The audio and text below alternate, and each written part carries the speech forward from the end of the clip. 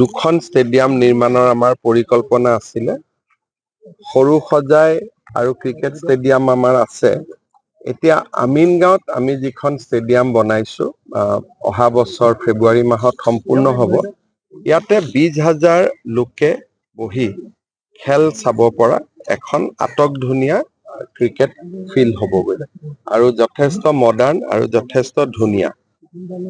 আৰু ইয়াৰ লগত আনুষংগিক বাকি কামখিনিও আমি ফেব্ৰুৱাৰী মাহৰ ভিতৰত ফেব্ৰুৱাৰী 2026ৰ ভিতৰত সমাপন কৰাৰ কাৰণে চেষ্টা কৰি আছো সো আমিনগাঁৱত এখন ক্ৰিকেট ষ্টেডিয়াম হ'ল ইনডোৰ ষ্টেডিয়াম হ'ল বেডমিণ্টন লগত সুইমিং পুলৰো কাম শেষ পৰ্যায়ত আহি পাইছে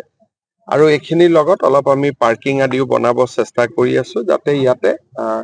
ওৱান ডে ইণ্টাৰনেশ্যনেল হওক T20 হওক ইয়াতেও যাতে সৰু সজাই লগতে ইয়াতো যাতে খেলাব পৰা যায় নতুন খেলুৱৈসকলক ইয়াত প্ৰশিক্ষণ থাকিব কোচিং যিটো চেণ্টাৰ হয় ষ্টেডিয়াম এখন হলে এটা নহয় 4-5টাও কোচিং চেণ্টাৰ চলাব পাৰে এছিয়াত তেনেকুৱা চিন্তাও আছে গতিকে কোচিং চেণ্টাৰ চলোৱাত কোনো অসুবিধা নাই কিন্তু এখন আন্তঃৰাষ্ট্ৰীয় মানদণ্ডৰ আমি আৰু এখন খেলপথাৰ পাম অসমত বা যেতিয়া আমি অহাবাৰ নেশ্যনেল গেমছ অসমত আনিম তেতিয়া আমাৰ পৰ্যাপ্ত ষ্টেডিয়াম থাকিব নেহেৰু ষ্টেডিয়ামখন এতিয়া আমি নতুনকৈ বনাব গৈ আছো অহা এমাহৰ ভিতৰত কাম আৰম্ভ হ'ব সৰু সজাই হ'ল আমিনগাঁও হ'ল আপোনাৰ চন্দ্ৰপুৰতো আমি কৰিব গৈ আছো গতিকে আৰু প্লাছ আজিকালি যিবিলাক ডাঙৰ শ্ব' আহে শ্বিলঙত প্ৰায় শ্ব' হৈ থাকে আপোনালোকে জানে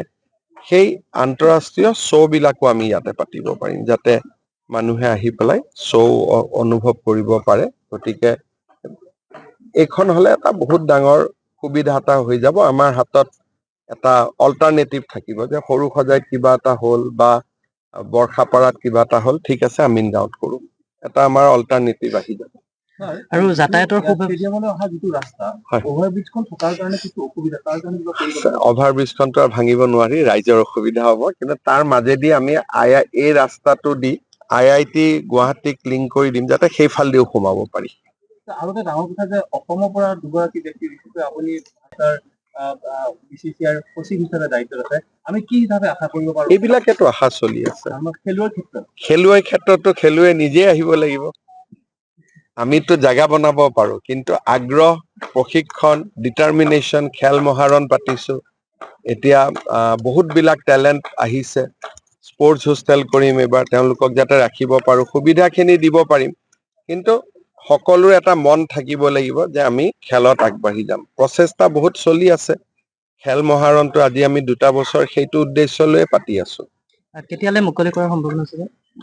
ইয়াতো তেওঁলোকে লিখি থৈছে মাৰ্চ 2026 দেখা যাওক কি হয় গতিকে মই ভাবো যে মাৰ্চ ফেব্ৰুৱাৰী এপ্ৰিল মুঠতে হৈ যাব আৰু এতিয়া শেষ পৰ্যায়ত আহি উপনীত হৈছে গুৱাহাটী দলং কেতিয়া ডিচেম্বৰ মাহত আশা কৰিছো অলপ লাষ্টৰ কামখিনি মাত্ৰ বাকী আছে এছিয়াৰ কাৰ্যালয়টো বৰ্ষাপাৰাতে থাকিব এছিয়াৰ কাৰ্যালয়ৰ বিষয়ে মোৰ কোনো আইডিয়া নাই